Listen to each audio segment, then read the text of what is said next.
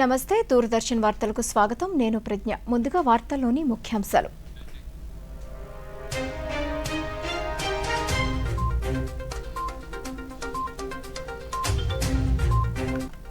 భారత జౌళి శాఖ శక్తివంతమైన ఉపాధిని కల్పించే దిశగా అభివృద్ధి సాధిస్తోందన్న ప్రధాని మోదీ విదేశీ పెట్టుబడులకు సురక్షిత గమ్యస్థానం భారతదేశమేనన్న ముఖ్యమంత్రి చంద్రబాబు నాయుడు రాబోయే 5 ఏళ్లలో భారత్లో 50 ఎయిర్పోర్టుల నిర్మాణమే లక్ష్యమన్న కేంద్ర మంత్రి రామ్మోహన్ నాయుడు రెండవ రోజు పోలవరం ప్రాజెక్టును పరిశీలించిన విదేశీ నిపుణుల బృందం ప్రధాని మన్ కీ బాత్ కార్యక్రమం ఈ నెల 25వ తేదీ ప్రసారం. వివరాలు చూద్దాం. ఆత్మనిర్భర భారత్ స్ఫూర్తిని ప్రతిబింబిస్తూ భారత జౌళి శాఖ సంప్రదాయ పరిశ్రమ స్థాయి నుంచి శక్తివంతమైన ఉపాధిని కల్పించే దిశగా అభివృద్ధిని సాధిస్తోందని ప్రధానమంత్రి నరేంద్ర మోదీ పేర్కొన్నారు. జౌళి పరిశ్రమ అభివృద్ధిపై కేంద్ర జౌళి శాఖ మంత్రి గిరిరాజ్ సింగ్ రాసిన వ్యాసాన్ని ప్రధానమంత్రి తన సామాజిక మాధ్యమంలో పంచుకున్నారు. పీఎం మిత్ర పార్కులు, పీఎల్ఐ పథకాలు, నూతన స్వేచ్ఛాయుత వాణిజ్య ఒప్పందాలు లాంటి కార్యక్రమాలు పెద్ద ఎత్తున ఉపాధి అవకాశాలను కల్పిస్తున్నాయని ప్రధాని పేర్కొన్నారు.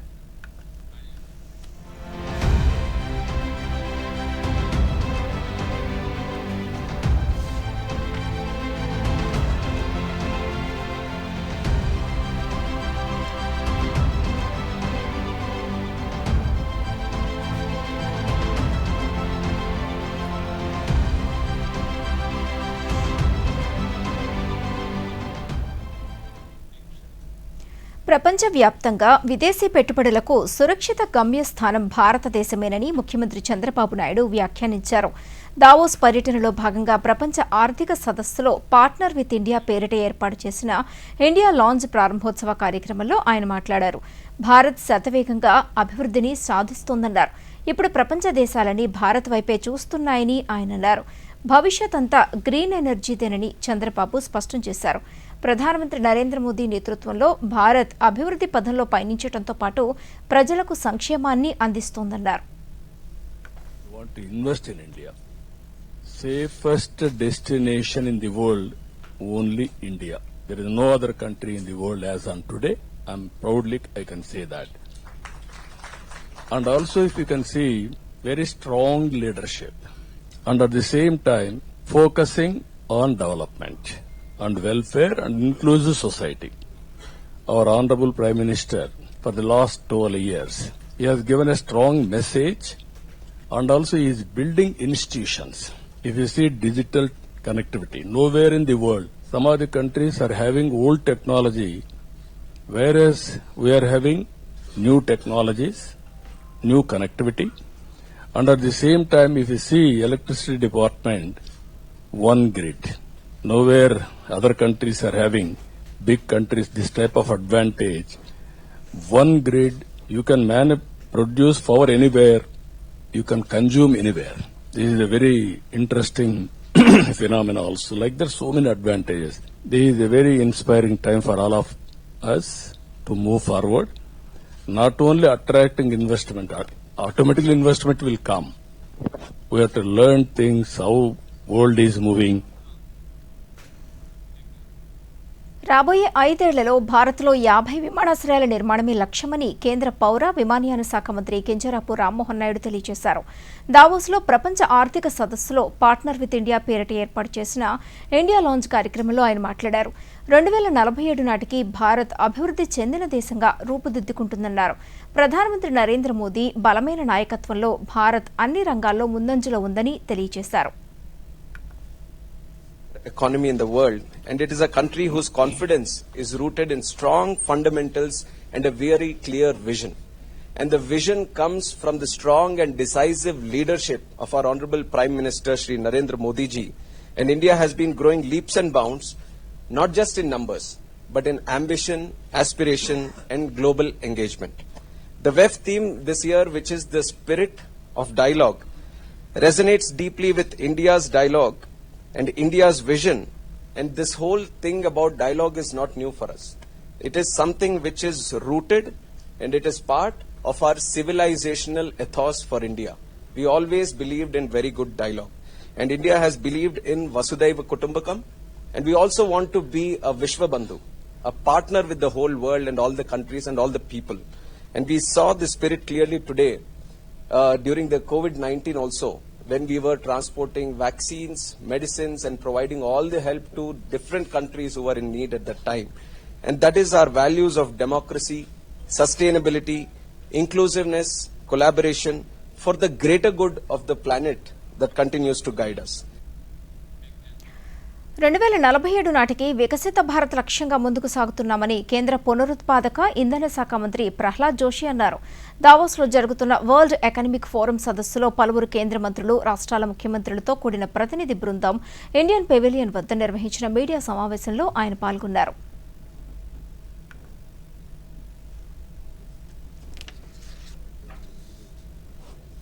This space carries the ambition of our people, the resolve of our leadership, that is to make India Vikasit Bharat by 2047, and the belief of India time is not coming, India's time is now. Whoever is in Davos, they feel that they should come to India Pavilion because it is the most best destination of the world today for the investment. When the world slowed down, India accelerated, which you are all experiencing it now. And when global supply chains broke, India built. So that's what we are seeing. And there is also a healthy competition among the states for the investment today. And that is the one important thing.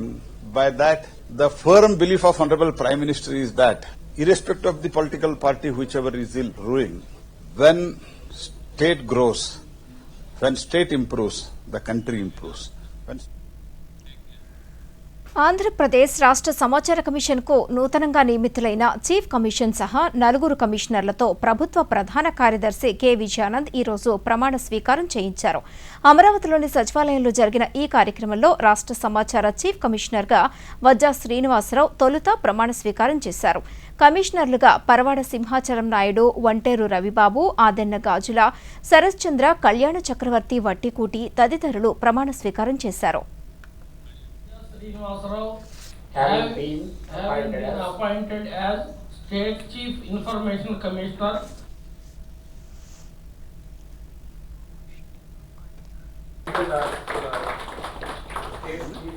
Having been appointed as State Information Commissioner.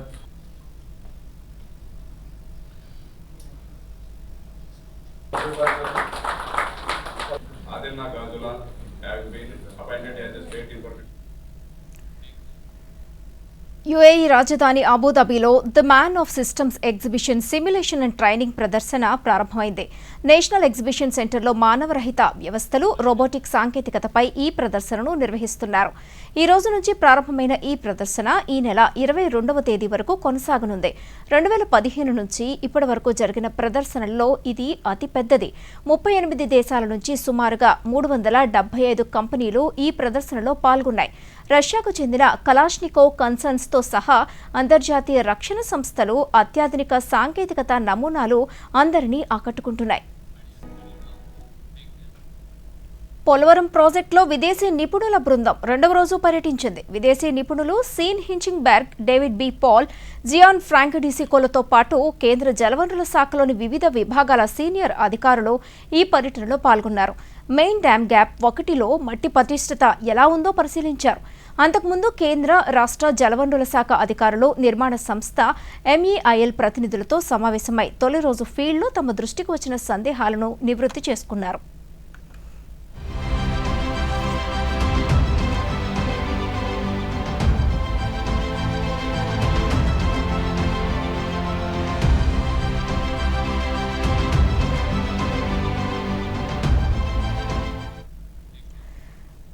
ఈ నెల 23 నుంచి 3 రోజుల పాటు కొప్పర్తి పారిశ్రామిక వాడ సమీపంలో రాష్ట్ర స్థాయి సుభే ఆంధ్రాకే ఖురానోకో దీని ఇస్తేమా అనే కార్యక్రమం నిర్వహించేందుకు అన్ని ఏర్పాట్లు చేస్తున్నట్లు రాష్ట్ర మైనారిటీ సంక్షేమ శాఖ మంత్రి ఎన్ఎండి ఫరూక్ తెలియజేశారు.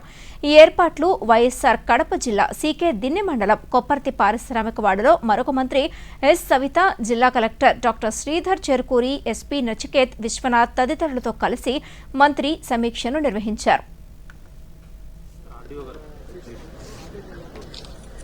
చంద్రబాబు నాయుడు గారు ఇస్తమాకు అడిగిన డబ్బులు ఏ కార్యక్రమానికి అడిగినా ఇమీడియట్ గా రిలీజ్ చేసి ప్రజలకు సంబంధించి కాబట్టి ప్రజా అవసరాల కోసం అని చేయడం జరుగుతూ ఉంది. ఈరోజు ఈ ఇస్తమాకి జరిగిన కలెక్టర్ గారు ఇక్కడికి వచ్చి ప్రభుత్వాన్ని అంతా కూర్చోబెట్టి మనతో మాట్లాడి మీకు ఏమీ కావాలా, ఏమి చేయాలా ప్రభుత్వం తరఫున అని అడిగి తెలుసుకుంటున్నాం. మీ ఎదురుగునే రివ్యూ చేశాం, మీ ఎదురుగునే మాట్లాడాం, సమస్యలను చెప్పారు. అవన్నీ కూడా కలెక్టర్ గారు సర్వోదయంతో అన్ని కూడా స్వీకరించి ప్రభుత్వ ఆదేశాలు ఉన్నాయి కాబట్టి ఈరోజు ఈ కార్యక్రమాన్ని సజావుగా చేయడం జరుగుతుంది. ఇది సక్సెస్ఫుల్ కావాలా, 5 లక్షల మందికి పైగా రావచ్చు. కాబట్టి 5 లక్షల మందిని అక్కడ పర్యవేక్షణ చేయడానికి ఎస్పీ గారు ఎప్పటికప్పుడు రాత్రి మగలు ఇక్కడే ఉండి వాళ్ళు పోలీసులు ఆదేశించి. శ్రీకాకుళం జిల్లా అరసవల్లి శ్రీ సూర్యనారాయణ స్వామి రథసప్తమి వేడుకల నేపథ్యంలో భద్రతా ఏర్పాట్లపై జిల్లా ఎస్పీ కేవీ మహేశ్వర్ రెడ్డి సమీక్షా సమావేశాన్ని నిర్వహించారు. జిల్లా పోలీస్ కార్యాలయంలో ఈ రోజు ఆయన మీడియాతో మాట్లాడుతూ ఈ ఏడాది రథసప్తమి ఆదివారం రావడంతో భక్తులు అధిక సంఖ్యలో పాల్గొనే అవకాశం ఉండటంతో అందుకు అనుగుణంగా ఏర్పాట్లు చేసినట్లు తెలిపారు. ఆలయంలో క్యూలైన్ల నిర్వహణ, వాహనాల పార్కింగ్ ప్రదేశాలు, ట్రాఫిక్ మళ్లింపులు, భద్రతా ఏర్పాట్లకు సంబంధించి అన్ని శాఖల సమన్వయంతో ముందస్తు ఏర్పాట్లు చేశామన్నారు. అరసవెల్లి సూర్యనారాయణ స్వామి రథసప్తమి ఏదైతే మనకుందో దానికి సంబంధించి అంతకుముందున్న ఇష్యూస్ ఏవైతే ఉన్నాయో ఇష్యూస్ ఏవి లేకుండా ఎస్పెషలీ మనకి జనరల్ పబ్లిక్ ఎవరైతే ఉన్నారో వాళ్ళకి కంఫర్టబుల్గా చాలా పీస్ఫుల్గా దర్శనం అవ్వాలి. సో మన ఎక్స్పెక్టేషన్ కూడా ఏంటంటే లాస్ట్ ఇయర్ కన్నా ఇయర్ క్రౌడ్ పెరుగుతారు, అట్లీస్ట్ 30% పైన 30-40% పెరుగుతారని ఎక్స్పెక్టేషన్స్ తోటి మనం ప్రిపేర్ అవుతున్నాము. రీసెంట్గా మనకి అన్ని టెంపుల్స్లో కూడా అన్ని ఫెస్టివల్స్ ఏమొస్తున్నా కూడా క్రౌడ్ పెరుగుతోంది. సో దానికి అనుగుణంగానే మనం ఏర్పాట్లు అన్నీ చేయడం జరిగింది along with district administration and temple authorities తోటి కలిపి. ట్రాఫిక్కి చూసినప్పుడు లాస్ట్ ఇయర్ పార్కింగ్ ప్లేసెస్ ఏవైతే ఉన్నాయో అవే పార్కింగ్ ప్లేసెసే కంటిన్యూ అవుతున్నాయి. స్పెషల్ బస్సెస్ కూడా రన్ చేయడం జరుగుతుంది. అన్ని బస్సెస్ను కూడా మనకి అదే రూట్లో తీసుకొని వచ్చి ఆ జంక్షన్ దగ్గర చేస్తాము. మనకు అక్కడ నుంచి queue line entry point 500 metres. Shri Potti Sriramulu Nellore జిల్లా కలెక్టర్ హిమాంశు శుక్లా ఈరోజు గూడూరులో పర్యటించారు. అనంతరం ఆయన గూడూరు సబ్ కలెక్టర్ కార్యాలయంలో అన్ని శాఖల అధికారులతో సమీక్షను నిర్వహించారు. ఈ సందర్భంగా కలెక్టర్ మాట్లాడుతూ నెల్లూరు జిల్లాలో విలీనమైన గూడూరు, చిల్లకూరు, కోట మండలాలు అభివృద్ధికి ప్రణాళిక రూపొందిస్తున్నట్లు తెలిపారు. అలాగే సాగరమాల రహదారి పనులకు సంబంధించిన సమస్యలపై చర్చించినట్లు ఆయన పేర్కొన్నారు.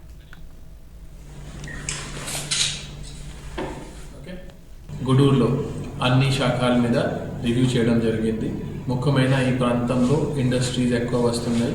కృష్ణపట్నం పోర్ట్ సమీపంలో Chris city government of India node Krishnapatnam node కింద నోటిఫై చేయడం జరిగింది.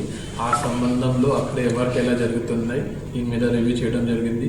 దీంతో పాటు ఇక్కడ చాలా ల్యాండ్ అక్విజిషన్స్ జరుగుతున్నాయి. ఎస్పెషలీ నేషనల్ హైవే సంబంధించిన పోర్ట్ రోడ్స్కి కూడా కొన్ని చిన్న చిన్న ఇష్యూస్ ఉన్నాయి. అది కూడా మాట్లాడి రెవెన్యూ సిబ్బందితో మాట్లాడి ఎలా తొందరగా పరిష్కారం చేయాలి దీని మీద కూడా ఒక రివ్యూ చేయడం జరిగింది.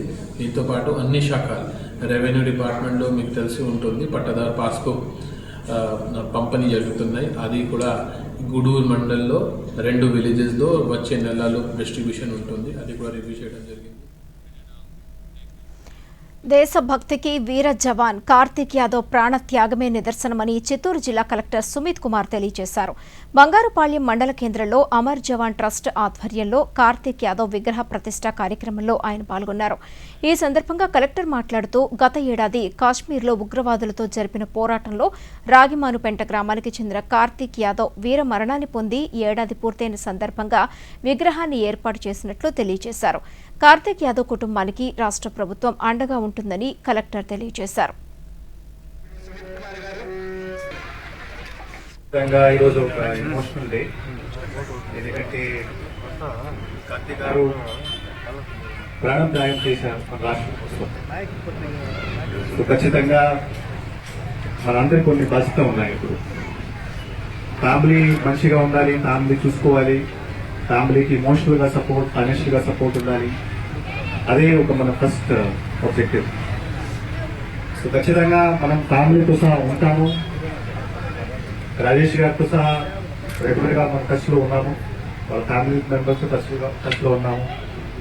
అడ్మినిస్ట్రేషన్ పరంగా, పొలిటికల్ పరంగా ఖచ్చితంగా వాళ్ళకి ఏమేమి ఆ రోజు భరోసా ఇవ్వడం జరిగింది. రహదారి నిబంధనల్ని విధిగా పాటిస్తూ ప్రతి ద్విచక్ర వాహనదారులు హెల్మెట్ను ఖచ్చితంగా ధరించాలని చిత్తూరు జిల్లా అసిస్టెంట్ కలెక్టర్ నరేంద్ర పడేల్ తెలియజేశారు. 37వ జాతీయ భద్రతా మాసోత్సవాల సందర్భంగా చిత్తూరులో అవగాహన ర్యాలీ నిర్వహించారు.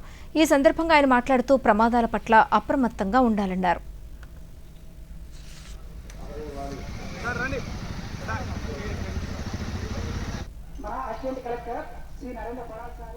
ఈ ర్యాలీలో హెల్మెట్ వేసుకుని ప్రజలకి చూపిస్తున్నాం. So we lead them and we show them. So ఆ కాన్సెప్ట్తో మనం ఇప్పుడు ర్యాలీ చేస్తాము. దీని తర్వాత ఇప్పుడు ఏంటంటే నేను డిటీసీ గారితో కూడా మాట్లాడినాను. మన అనేక ప్రోగ్రాంలు కూడా మనం ప్లాన్ చేద్దాము. మన ఇప్పుడు ఏంటంటే ఇప్పుడు జనవరి 26కి చాలా ఈవెంట్స్ జరుగుతున్నాయి మనకు. సో మన డిస్ట్రిక్ట్ వ్యాప్తంగా కూడా చాలా ఈవెంట్స్ జరుగుతూ ఉంటాయి. సో ఆ ఈవెంట్స్ మొత్తంలో కూడా మనం హెల్మెట్ అనే కాన్సెప్ట్ని ఒక థీమ్గా పెట్టుకుని మనం దాన్ని ప్రమోట్ చేయడం కూడా జరుగుతుంది. అయితే ఇప్పుడు హెల్మెట్ ఎందుకు వేసుకోవాలి? హెల్మెట్ వేసుకోవడం వల్ల ఏమవుతుంది అంటే అదొక చిన్న idea, very small concept, but దాని యొక్క ఇంపాక్ట్ అండ్ దాని యొక్క కాన్సిక్వెన్సెస్ చాలా లార్జ్ ఉంటుంది. సో ఇప్పుడు మనం పోతున్నాం, బైక్ పైన పోతున్నాం, ఎప్పుడు యాక్సిడెంట్ అవుతుందో మనకు తెలియదు. అసలు లైఫ్ అనేది చాలా అన్ప్రెడిక్టబుల్. ఎప్పుడు మన కంట్రోల్లో ఉంటుంది, మన ఆధీనంలో ఉంటుంది అని అనుకుంటాం, బట్ తెలియదు ఎప్పుడు ఏమవుతుంది.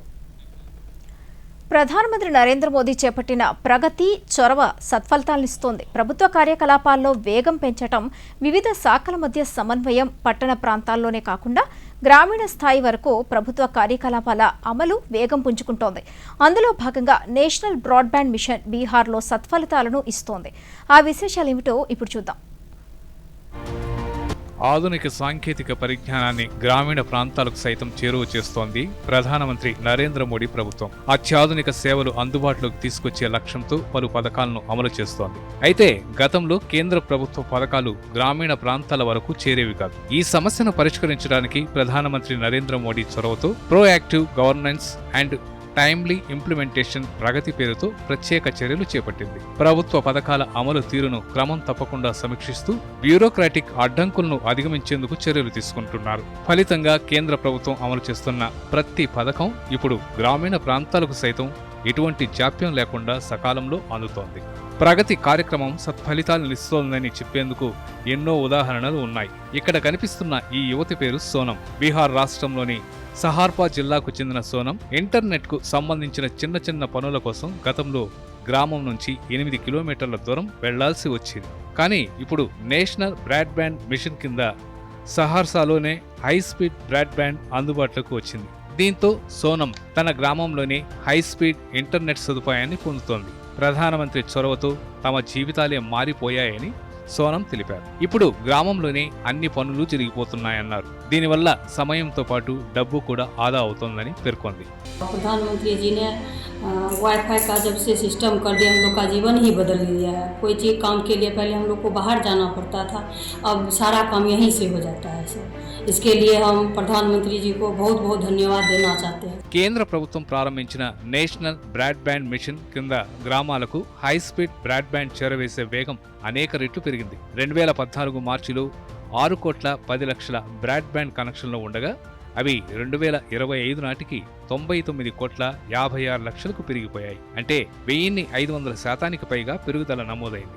దేశంలో ఆప్టికల్ ఫైబర్ కేబుల్ పొడవు 2019లో 19,35,000 కిలోమీటర్ల నుంచి 42,36,000 కిలోమీటర్ల వరకు పెరిగింది. మొబైల్ బ్రాడ్బ్యాండ్ సగటు డౌన్లోడ్ స్పీడ్ 2019లో 10.71 MBPS ఉండగా 2025 అక్టోబర్ నాటికి అది 131.47 MBPSకు పెరిగింది. సొంతంగా స్వదేశీ 4G సాంకేతికతను అభివృద్ధి చేసుకున్న దేశాల జాబితాలో భారత్ కూడా చేరింది. 2022 మేలో జరిగిన ప్రగతి సమావేశం నేషనల్ బ్రాడ్బ్యాండ్ మిషన్కు కొత్త వేగాన్ని ఇచ్చింది. ఆ సమావేశంలో ప్రధానమంత్రి నరేంద్ర మోడీ నేషనల్ బ్రాడ్బ్యాండ్ మిషన్కు సంబంధించి ఇచ్చిన స్పష్టమైన ఆదేశాలు దేశాన్ని ప్రగతి పదంలో నడిపిస్తున్నాయి. Bureau report, DD news, Andhra.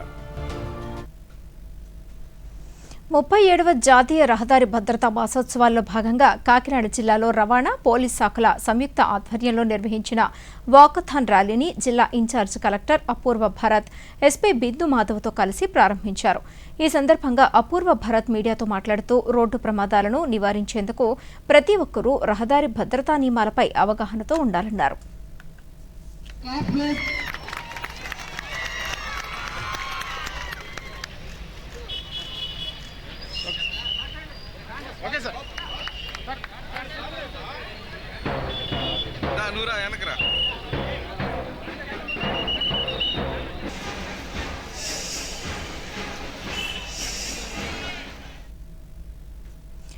వచ్చే ఏడాది నిర్వహించే గోదావరి పుష్కరాలకు సమగ్ర ప్రణాళికలు రూపొందించాలంటూ తూర్పుగోదావరి జిల్లా incharge collector joint collector Y Meghaswaroop తెలియజేశారు. గోదావరి పుష్కరాల నేపథ్యంలో సన్నాహక ఏర్పాట్లపై అధికారులతో సమీక్షా సమావేశాన్ని నిర్వహించారు. ఈ సందర్భంగా మేఘాస్వరూప్ మాట్లాడుతూ గత పుష్కరాల అనుభవాలను దృష్టిలో పెట్టుకుని సమగ్ర ప్రణాళికను రూపొందించాలంటూ సూచించారు.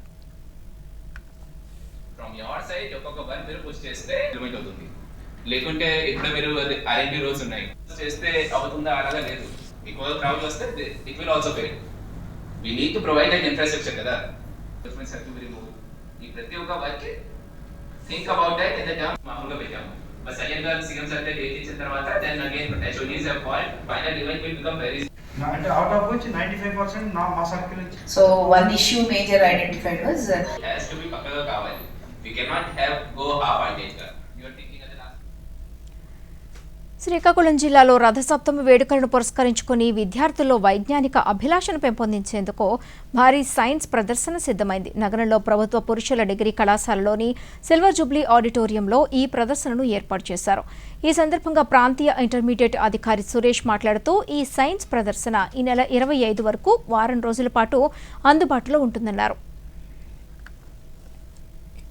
శ్రీకాకుళం జిల్లాలో మనకి జనవరి 19 నుంచి 25 వరకు రథసప్తమి వారోత్సవాలు జరుగుతున్నాయి కాబట్టి దాని సందర్భంగా శ్రీకాకుళం జిల్లా గౌరవనీయులైనటువంటి జిల్లా కలెక్టర్ గారి ఆదేశాల మేరకు జిల్లాలో ఉన్నటువంటి విద్యార్థులకు అదేవిధంగా జనరల్ పబ్లిక్కి అందరికీ సైంటిఫిక్ టెంపర్మెంట్ అనేది మనకి పెంచడానికి అదేవిధంగా సైంటిఫిక్ థాట్స్ అనేవి పెంచడానికి ఒక వైజ్ఞానిక ప్రదర్శన అనేది మనకి ఏర్పాటు చేయడం జరిగింది. ఇది గవర్నమెంట్ డిగ్రీ కళాశాల బాయ్స్ దీనిలో మనకి సిల్వర్ జూబ్లీ ఆడిటోరియంలో ఏర్పాటు చేయడం జరిగింది. ఈ వైజ్ఞానిక ప్రదర్శనలో మనకి శ్రీకాకుళం జిల్లా చుట్టుపక్కల ఉన్నటువంటి ఇంజనీరింగ్ కాలేజెస్ నుండి అందరూ కూడా పార్టిసిపేట్ చేయడం. ఖేలో ఇండియా శీతాకాలపు క్రీడలు 2026 జమ్మూ కాశ్మీర్లోని లెహ్లో ప్రారంభమయ్యాయి. ఈ క్రీడలను లడఖ్ లెఫ్టినెంట్ గవర్నర్ కవీంద్ర గుప్తా ఈరోజు ప్రారంభించారు. యువ క్రీడాకారులను ప్రోత్సహించేందుకు కేంద్ర యువజన వ్యవహారాలు క్రీడల మంత్రిత్వ శాఖ స్పోర్ట్స్ అథారిటీ ఆఫ్ ఇండియా ఆధ్వర్యంలో ఈ క్రీడలు జరుగుతున్నాయి. 2 అంచెలుగా జరిగే ఈ క్రీడలు తొలి భాగం లేహ్లో నేటి నుంచి ప్రారంభం కాగా ఈ నెల 26 వరకు జరుగుతాయి. ఇక దేశంలోని వివిధ రాష్ట్రాల నుంచి 1000 మంది అథ్లెట్స్ ఈ క్రీడలో పాల్గొంటున్నారు. Ice hockey, speed skating, figure skating పోటీలు జరుగుతాయి. అలాగే రెండో భాగం గుల్మార్గ్లో ప్రారంభమవుతుంది.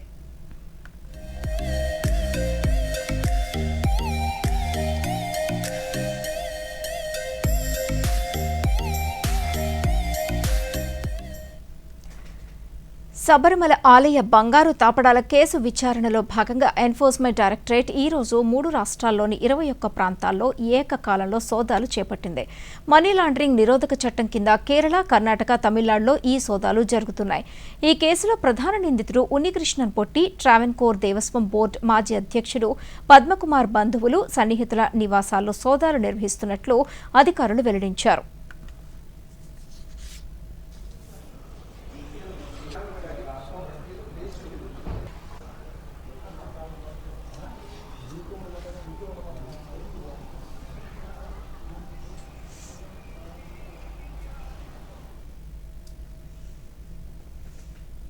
రాజస్థాన్లోని ఆరావళి పర్వత శ్రేణిలో కుంభాల్గఢ్ వన్యప్రాణుల అభయారణ్యం చుట్టూ కిలోమీటర్ మేర జీవ వైవిధ్యం అధికంగా ఉన్న ప్రాంతాన్ని పర్యావరణ సున్నితమైన మండలంగా ప్రకటిస్తూ కేంద్ర పర్యావరణ, అటవీ, వాతావరణ మార్పుల శాఖ నోటిఫికేషన్ను జారీ చేసింది.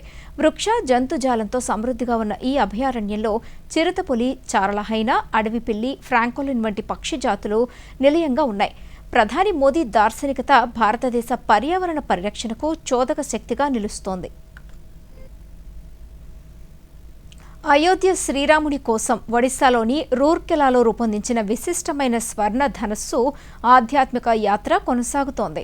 రాష్ట్రంలో మొత్తం 30 జిల్లాల నుంచి ప్రయాణించిన ఈ స్వర్ణ ధనుస్సు గత రాత్రి పూరిలోని ఉత్తర పార్శ్వ మఠానికి చేరుకుంది. అక్కడ భక్తులు, సాధువులు మంగళ వాయిద్యాలతో ఘనస్వాగతం పలికారు. ఈ స్వర్ణ ధనుస్సు 286 కిలోల బరువు ఉంటుంది. పంచలోహాలైన బంగారం, వెండి, రాగి, ఇనుము, జింకుతో దీన్ని రూపొందించారు. ఈ ధనుస్సు తయారీలో కిలో బంగారం, 2.5 కిలోల వెండిని వినియోగించారు. తమిళనాడులోని కాంచీపురానికి చెందిన 40 మంది మహిళా కళాకారులు దీనిని రూపొందించడం విశేషం. రాష్ట్రంలోని పలు ప్రాంతాల్లో దట్టమైన పొగమంచు కురుస్తోంది. ఉత్తర కోస్తా, ఆంధ్ర, యానం పరిసరాల్లోని కొన్ని ప్రాంతాల్లో తేలికపాటి నుంచి మోస్తరు పొగమంచు కురిసే అవకాశం ఉందని అమరావతిలోని భారత వాతావరణ శాఖ పేర్కొంది. దక్షిణ కోస్తా, రాయలసీమలో కూడా 1-2 చోట్ల పొగమంచు కురిసే అవకాశం ఉందని వాతావరణ శాఖ తెలియజేసింది. ఇక మరొక వైపు ఏజెన్సీ ప్రాంతాల్లో చలి తీవ్రత కొనసాగుతోంది. పొగమంచు కారణంగా వాహనదారులు ఇబ్బందులకు గురవుతున్నారు.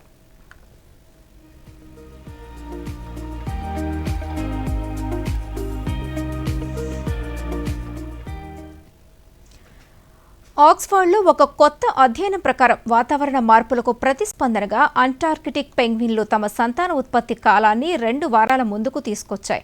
ఈ మార్పులు పెంగ్విన్ల ఆహార లభ్యతకు అంతరాయం కలిగించడం, జాతుల మధ్య పోటీని పెంచే ప్రమాదం కూడా ఉంది. అంటార్కిటిక్ ఆహార గొలుసులో పెంగ్విన్లు కీలక పాత్ర పోషిస్తాయి. అయితే అంటార్కిటిక్లోని 37 కాలనీల్లోని జెంటు, అడలి మరియు చిన్ స్ట్రాప్ వంటి కొన్ని జాతులపై చేసిన అధ్యయనంలో ఈ మార్పులను గుర్తించారు.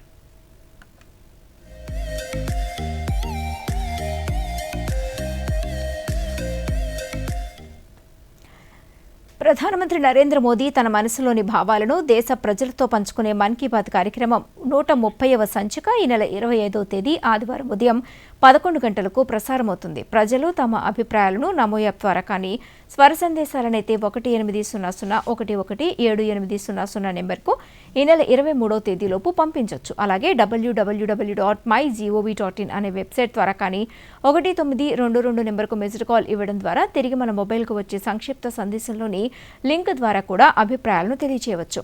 ఆకాశవాణి సమన్వయంతో దూరదర్శన్ ఛానళ్లు మన్ కీ బాత్ కార్యక్రమాన్ని ప్రసారం చేస్తాయి. ఈ కార్యక్రమం తెలుగు అనువాదం వెనువెంటనే దూరదర్శన్ సప్తగిరిలో ప్రసారమవుతుంది.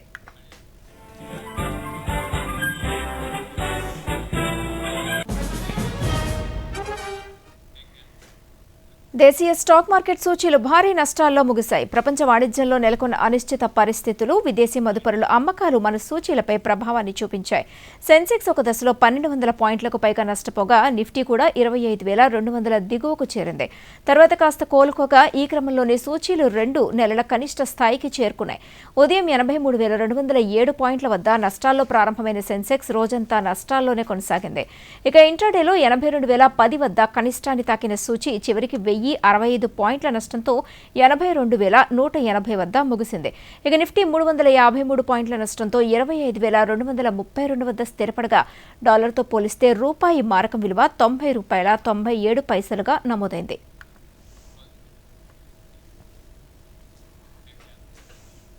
వార్తల్ని ముగించే ముందు ముఖ్యాంశాలు మరొకసారి చూద్దాం.